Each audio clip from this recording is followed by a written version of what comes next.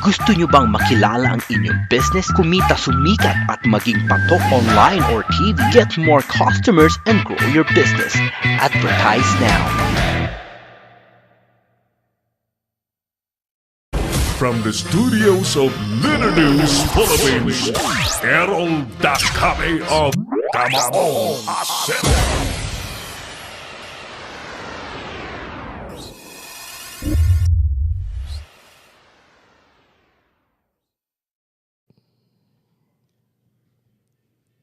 Alright, thank you. Welcome back sa ating palatuntunang Kamao nga Sero na napapanood po worldwide.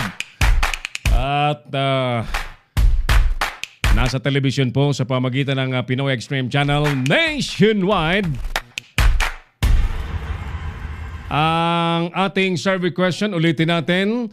Sangayon ba kayo na hindi na daw issue ang honesty or katapatan ng mga kandidato sa halalan? Sagot ho ni Engineer Edmond Dacuya na nasa Ghana, Africa ay baliktad ng utak ng karamihang Pinoy ngayon. Nahawaan ng kabaliwan ng pamilya ni sabagay may hangganan naman yan. Sagot niya na medyo parang napupundi siya sa mga nangyayari. Thank you Hana Pindulunan dyan sa Mindanao. Si Professor Yusuf Mando is also with us. Thank you.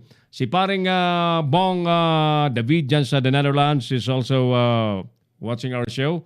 Thank you, Bong David. At sabi naman ni Cobsap Rider Henavea, magiging magulo na ang bansa natin pag ganyan na ang mangyayari ka. Errol, dapat ipatupad ang salitang don't tell a lie sa lahat ng politiko. Oo nga. Kung doon pa lamang sa simpleng certificate of candidacy ay nagkakalokohan na, how much more kung nakaupo na po yan. Alright? Ang ating telepono ulit sa ating studio, pwede po kayong tumawag nang makasali po kayo ng live, ay 0927-494-2175 at 0949-736-5000. Mag-comment po kayo, i-like po ninyo ang ating FB page ng Leader News Philippines. Mag-comment kayo sa ating topic at i-share po natin para mas marami pong nakakaalam sa temang ating pinag-uusapan at sa inyo pong mga opinyon na binibigyan po natin ng daan dito sa ating palatuntunan. Samantala sa iba pang balita mga kaibigan, Vice President Lena Robredo ipinangampanya raw po ang 8 Diretso sa San Pedro City sa lalawigan po ng Laguna. Narito po ang report hatid sa atin ni Binibining Brian Samora. Yes, Brian.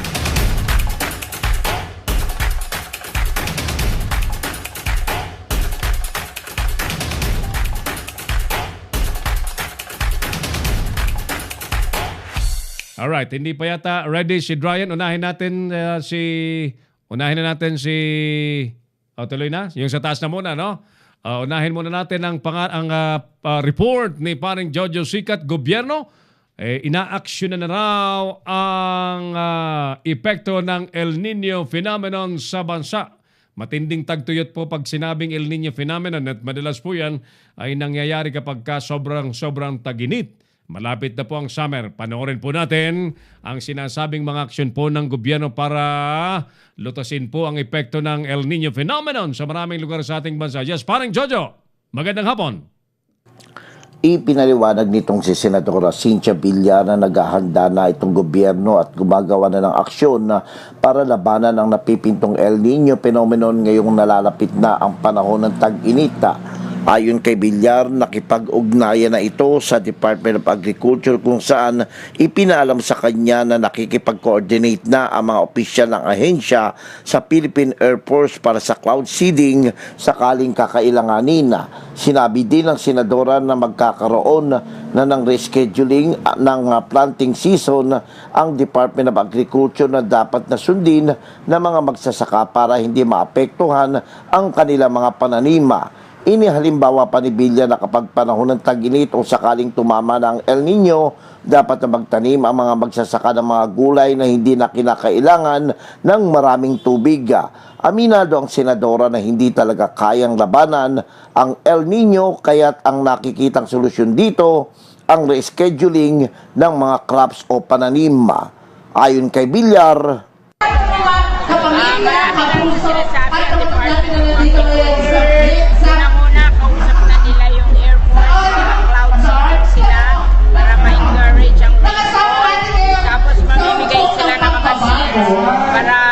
medyo baguhin yung planting season na itatanim yung kaya na mas gusto at hindi mo na itatanim yung kailangan ni more water. Magre-reschedule ng planting season at medyo mag-iiba ng crops kasi hindi naman natin kayang labanan ang El Nino. This is a natural phenomenon, so gagawin natin ang lahat para hindi masyadong maapekto yung mga farmers sa El Nino. Aniya, sa ganitong paraan, hindi masyadong maapektuhan ang mga magsasaka sakaling tumama ang El Nino sa bansa. Ito, si Jojo Sikat nagulat para sa Leader News Philippines. Si Errol Dacame, ang Kamaong Asero.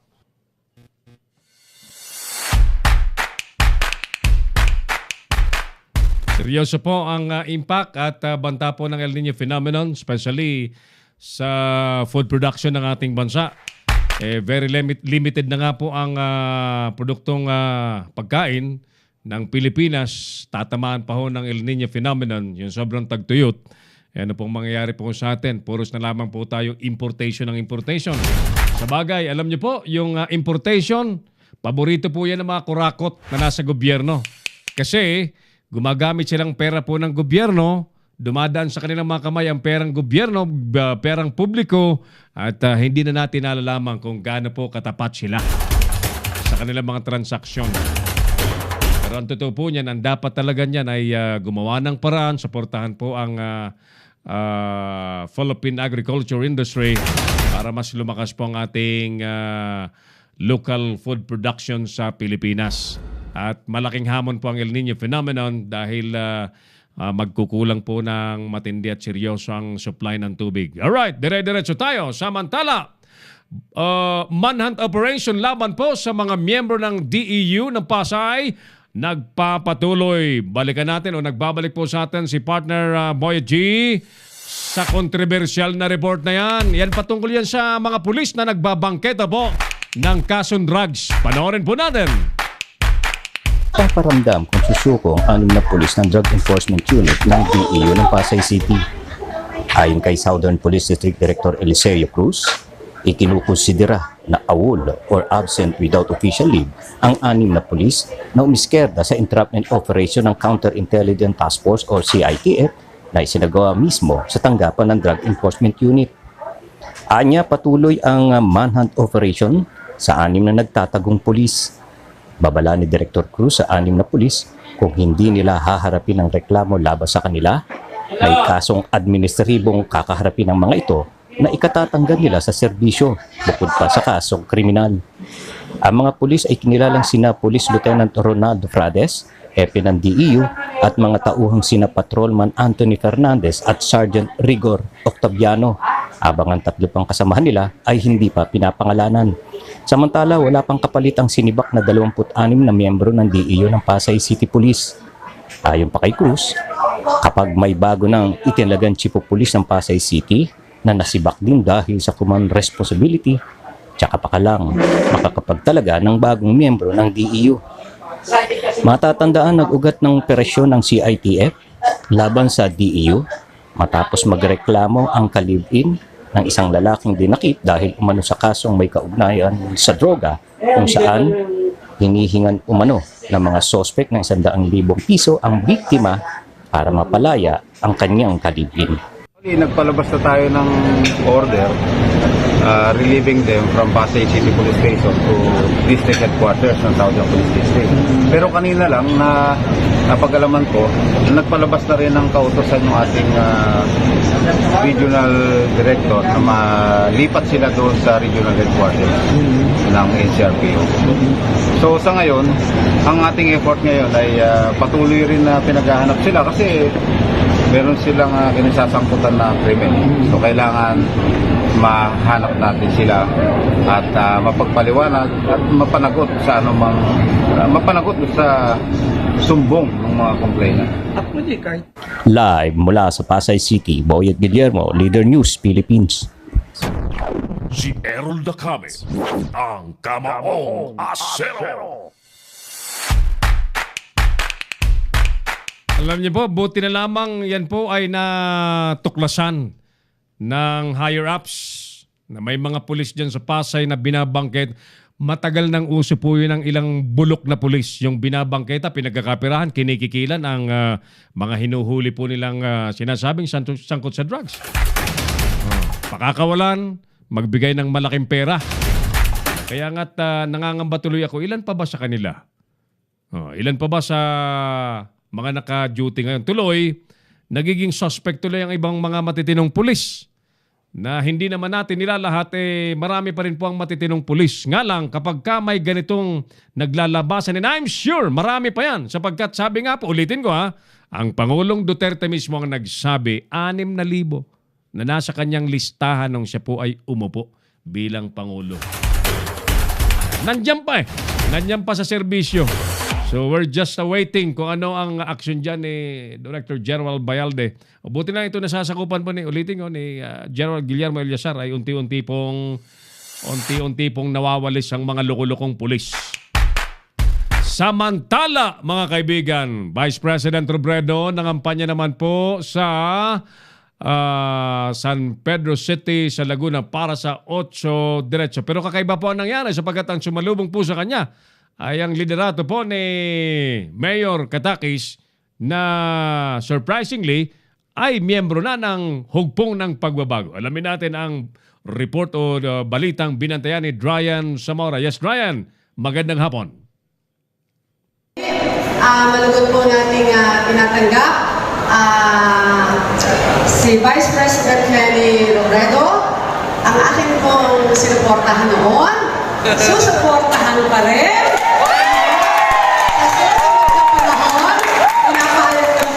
Lahat, no? At siyempre po, kasama ko po kayo, no? Yun, support kami yun. Mainit na sinalubong si Vice President Leni Robredo ni San Pedro City Mayor Lourdes Katakis at ng kanyang team na hugpong ng pagbabago. Sinabi ni Katakis na patuloy niya susuportahan si Robredo. Samantala, sinabi ng Vice Presidente na hindi dapat idaan sa kantsawan ang eleksyon. Kasi hindi naman po ito contest ng mga pinakapopular. Pero contest ito ng mga sino ba yung pinakamabuting nagre-represent sa mga Pilipino, sino ba yung matitino at mahusay na ipapakipaglaban yung interes ng taong bayan. Yung akin lang naman pong pag-ikot, pinapakilala kung sino yung mga tinutulungan namin kandidato at bahala sila mag-desisyon. Confident naman ako na pag nakilala nila, bibigyan nila ng pagkakataon. Gusto niyo po mag-komento sa sinabi ni Presidente o diretso sa gusto niyo po mag-komento? Yung election kasi hindi naman to panahon ng kantsawan. Panahon nito ng magpagpapahayag sa taong bayan kung ano yung mga tinatayuan na paniniwala, ano yung mga pulisiyang parang kinocommit na isulong kung sakaling sila palagi. Ako palagay ko yung pinaka-mainam para sa lahat, maipahayag kung ano yung mga paniniwala sa mga bagay para tama yung batayan ng mga tao sa pagpili ng kanilang kandidato. Pag idadaan kasi sa kantsaw, pag idadaan sa entertainment, hindi natin binibigyan ng pagkakataon ng mga tao na makilala tayo ng gusto. Dagdag pa nitong kampante niya ito na mabibigyang pagkakataon ang isang kandidato kapag makilala. Mula dito sa Laguna, Dryan Zamora para sa Leader News Philippines. Si Errol Dacame, ang Kamaong Asero. Talagang eleksyon na, no? Ayan, mga nagsasabing, ito, siya, loyal ito siya. Alam niyo, karamihan sa mga lumipat po sa administration, galing po yan sa dating administration silang lahat. Wala pong genuine dyan. Silang lahat ay hindi po genuine. Silang lahat ay may mga pinanggalingan kanya-kanyang partido. At wala po tayong maituturo. Wala po kayong maituturong tunay na tunay dyan. Ang mga politiko sa Pilipinas ay puros mga parang paro-paro. Kung sino po saan nakaupo, ay doon sila maglilipatan to ensure their political survival. Ganyan po yan. Kaya yung mayor ng mayor po ng San Pedro, liberal po yan dati. Lumipat na kay Mayor Sara Duterte sa kanyang regional party na hugpong ng pagbabago. Inaamin niya naman na dating suportado niya si Vice President Leni Robredo. Well, talagang ganyan po ang politika. In politics, there's a saying na there is no permanent friends and enemies but permanent interest. Ika nga. Ulitin natin ang ating survey question, mga suki. Sang-ayon ba kayo o dapat mo tama bang hindi na daw issue ang honesty or katapatan sa mga kandidato sa halalan? Ang sagot ni Ate Gina Mape ng DWWW 774 kHz AM radio. Ang katapatan, napakahalagang issue sa personalidad ng bawat kandidato, sabi niya. Hindi maaring isang tabi ito dahil ito ang batayan kung paano tutugon sa kanyang tungkulin ng isang kandidato sa sandaling mahalal na sa posisyon. Magandang hapon po, Kyrol. Mabuhay ang iyong programa at ang Leader Knows Philippines. Thank you. Ate Gina Mape, ang isang magaling na radio reporter, broadcast journalist ng DWWW 774 AM kHz in Manila. Ayan. Sino ba? Rod Persiba. Ayan. Nanonood sa atin. Si Manoy Rod Persiba sa Albay. Ayan. Sino pa? Aha. Okay. Abdul Aziz Kando, sabi niya, hindi. Ang sagot niya, hindi. And magandang hapon din. Thanks for joining si Utol Engineer William Bragais, Primong Sarce Consulta, si Sar Consulta, si Manoy Janbert Brocales, dyan po sa Canada, at si Alucard. Hi Alucard, Nafi Coranies, who else? Erlinda, Ma'am Erlinda Oy, kumusta ka na, Ma'am Erlinda Galvan? And si Joe Cuela Cardano is also with us. Thank you. Pam Ribueno Pilar, salamat po sa panonood sa ating palatuntunan. And si Mr. Domingo Rabe. Audrey Abeliada, thank you for watching our program. Ravel de Yamada Lapus is also watching our show. Thank you. Pastor Jeff Jose, sir, kumusta na ang DWOK 97.5 Baguio? Ayan, si kasamang Peter Umawing Wasing, magandang hapon. At si Ma'am Patricia Madrigal ng The Madrigal Foundation. And Birna Galvante is also with us. Lovely Heart Mandawe, thank you for watching our show. And so many others. Ben Santos, Jing Santos dyan sa 13 Martires City. Neil Ferrer dyan sa Mindoro. Dance Cialo ng Baguio City, magandang hapon. Lor Belisario San Andres is in Bataan is also watching our show. Sir Taikon Marabilion, yan, kanina pa yan. And D. Maharlikan Woodpecker, sabi niya, Woodpecker. Thank you. And Elmer Alcantara, Kulyaw. Kailaw. Yan, Elmer. Hi. Elmer, thank you. Thank you na nasa abroad itong karamihan sa mga manonood po natin. Thank you for watching our show, guys. Balikan ko po kayo pagkalipas ng ilang importanteng paalala. Stay with us. Magbabalik si Errol Nakame sa Kamaong Asero. Bring your business over 1 million TV or online. Reach your target customers anytime, anywhere. Your brand on TV or on the web. Get more customers and grow your business. Advertise now.